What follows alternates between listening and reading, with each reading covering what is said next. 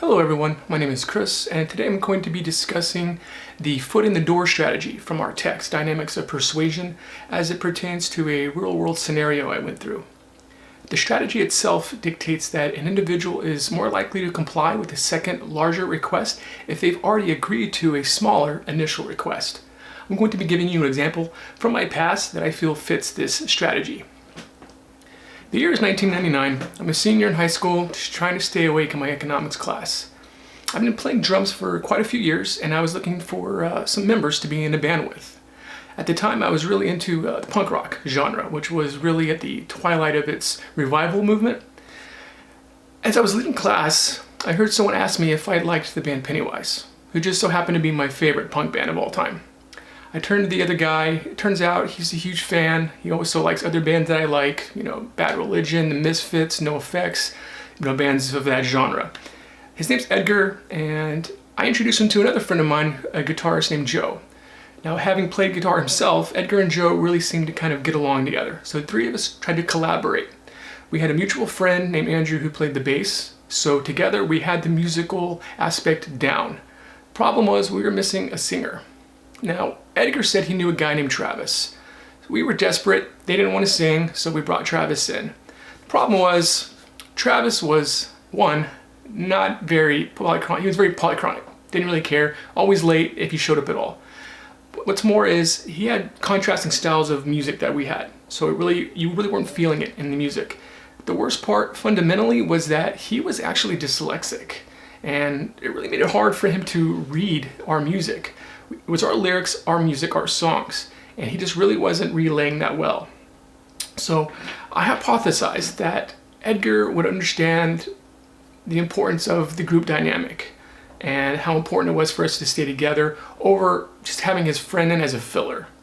So I had Edgar and Joe experiment with some of our initial shows and taking over the lyric duties. I told him it was temporary just to kind of get the feel for things. It was our music, so I inferred that since it was our music, it was our lyrics, our words, that would motivate them to take over the duties. And it worked. Our audience really took it in, had a really good response to the music, the message. We had a really good time, we had a lot of cohesion, we collaborated successfully. And piggybacking off of that success, I approached Joe, I approached Edgar, and I asked them, guys, we've already reached success with doing something you guys didn't want to do, so why don't you just take over full time? They decided to do it. We parted ways with Travis, and it was a good time. It was a very successful campaign. We didn't stick around too long. As I stated, I was a senior. Joe and Edgar were also seniors. We all kind of had our own thing. We were going to go our separate ways anyway. But in that brief moment of time, we had a really good experience in that band together. Played a few shows at some local clubs, which are no longer around, but we had a really good time, and I think a lot of it had to do with the fact that we meshed so well together. Our musical styles within the genre of punk rock really kind of worked well together, and I felt that the hypothesis was proven correct, that was more important than just having his friend in as a placeholder.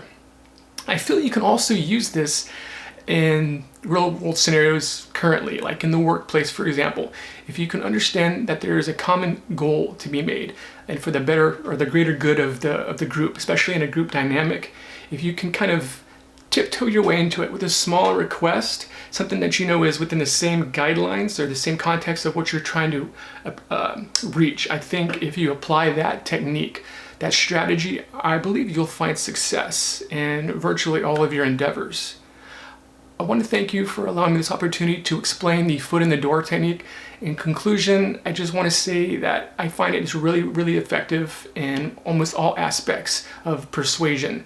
I feel if you can understand what the greater good is, what the goal is, you can find ways to get there successfully. Thank you so much for this opportunity, and have a great day.